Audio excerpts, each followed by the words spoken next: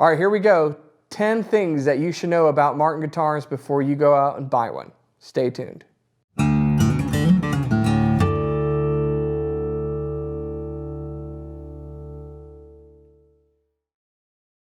Hey, you're watching Alamo Music TV. This is Chris McKee with Alamo Music Center in San Antonio, Texas. You can find us online at alamomusic.com.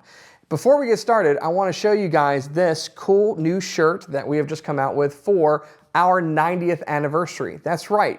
Alamo Music has been around since 1929 and we are celebrating. So make sure that you check out our website or our partner with Teespring located here on YouTube where you can order one of these very cool shirts.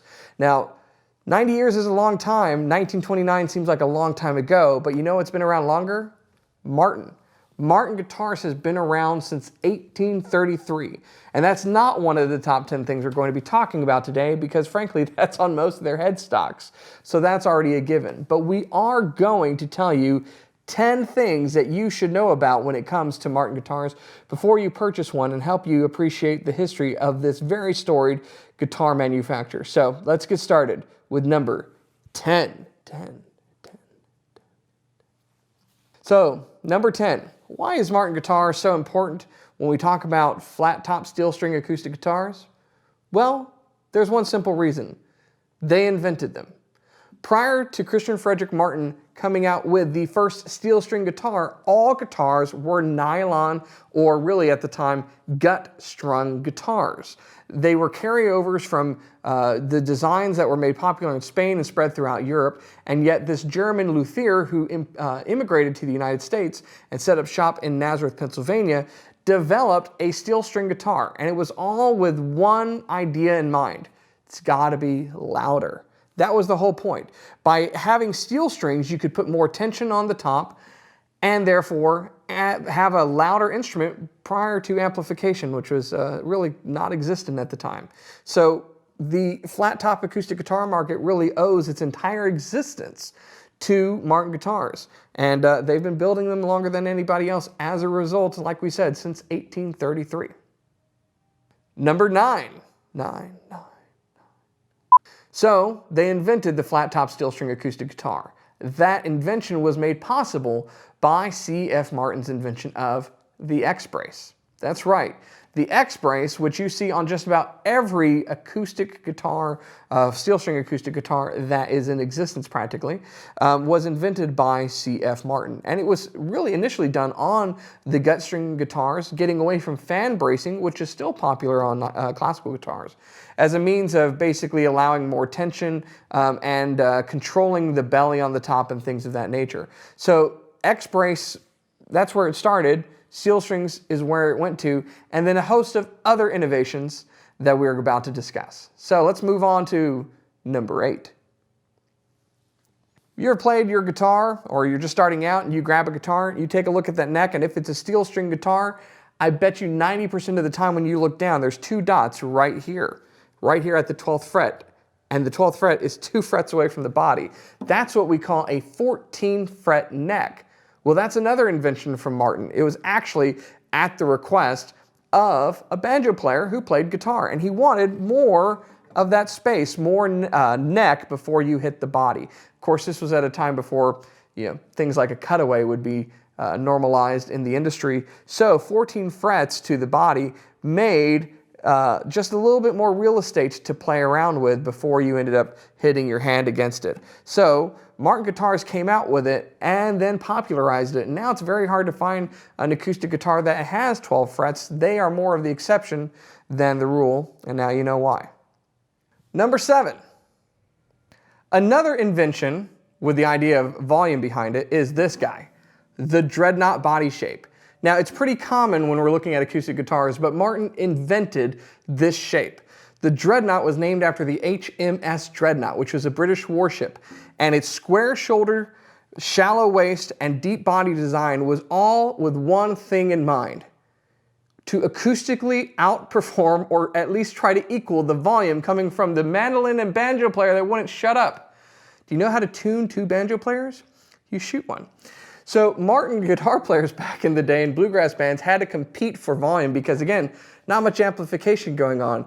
The idea came about to invent a body that would push out as much air as possible, and that's how we came out with the Dreadnought body shape, which again is pretty much common all across the place. It is the most common body shape in all of steel string acoustic guitars, still made, produced, and played by millions today.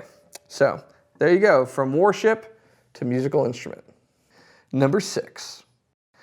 So a lot of people don't know this, but early on in the endeavor to try to find a way to, again, for volume's sake, amplify the acoustic guitar, Martin Guitars was front and center with another famous guitar company, Fender Guitars. In fact, if you get the chance to go to Nazareth, Pennsylvania, to the Martin Guitar Factory, there is a museum there where you can see a lot of the early Martin guitars that became famous, some of their instruments that didn't do too well back in the 60s, like keyboards and amplifiers and all sorts of other stuff. And the earliest example that I've ever seen of an acoustic electric guitar. It's a 0018 with a Fender single coil pickup basically hacked into the top of the guitar. Now, we know from experience at this point that just hacking a single coil electric guitar pickup into the top of acoustic guitar could be the perfect recipe for feedback. But it's one of the earliest endeavors to try to figure out this conundrum of taking the beautiful sound of an acoustic guitar that we all know and love and amplifying it so that an audience can hear without us having to be hampered by standing in front of a microphone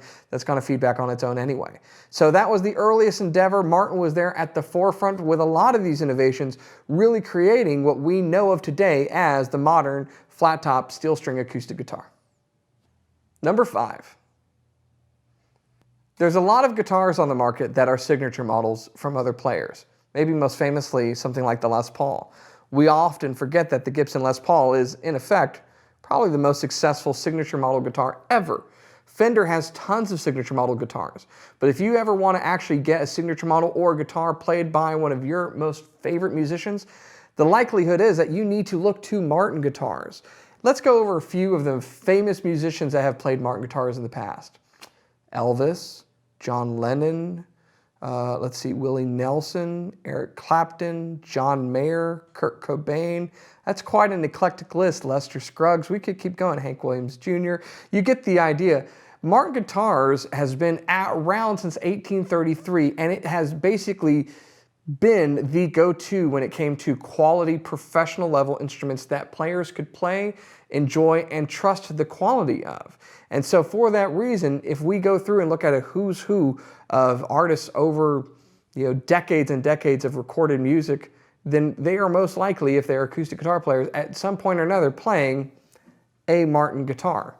So if you've got someone in mind, look back in their history, I can almost guarantee you they played a Martin guitar of one model or another. Number 4. So what is the sound of a Martin? That's one of the big things when it comes to the acoustic guitar that you prefer. And Martin Guitars is synonymous with a big, bold, woody, warm tone. This is what they've been known for, and it's what has garnered them fans for decades, literally over 100 years.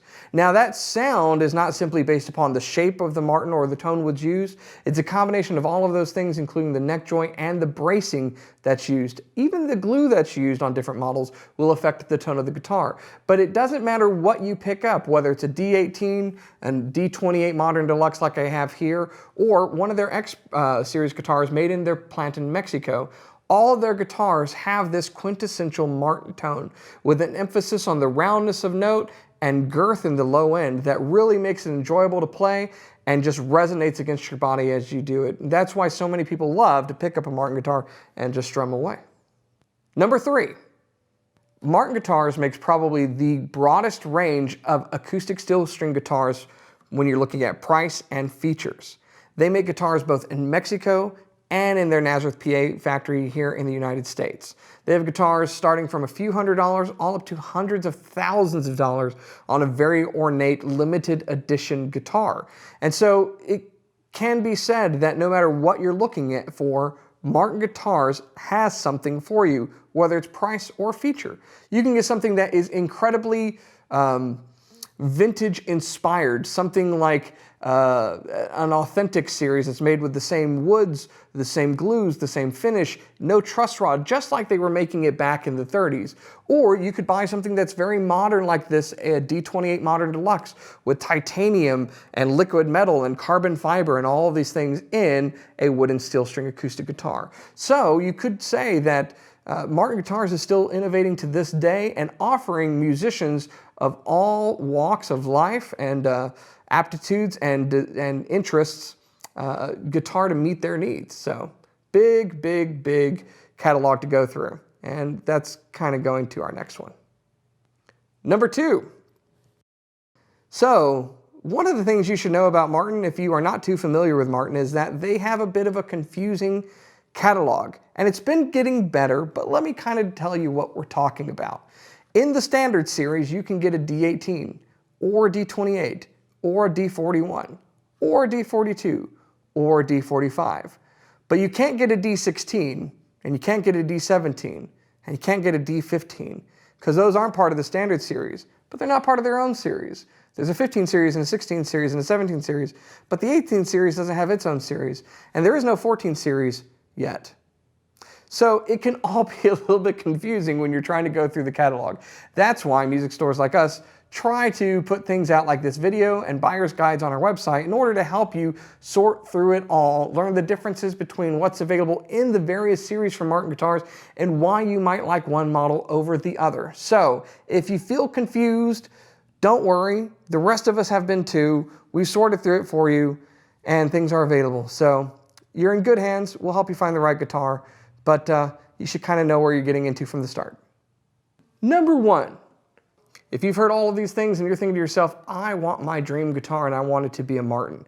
Good news. Martin's custom shop is just about unrivaled in the options that are available and the means by which they're able to execute a truly custom instrument, specifically from a factory-built guitar. There's individual luthiers out there that could make you a custom instrument because, let's be honest, most of their instruments that they make are already custom instruments. But Martin is unrivaled in the fact that their custom shop that exists as its own entity within the factory can do just about anything that you ask them to do, provided that you're willing to pay for it. They hand-carve necks, they hand-carve bracing, but that's just the tip of the iceberg.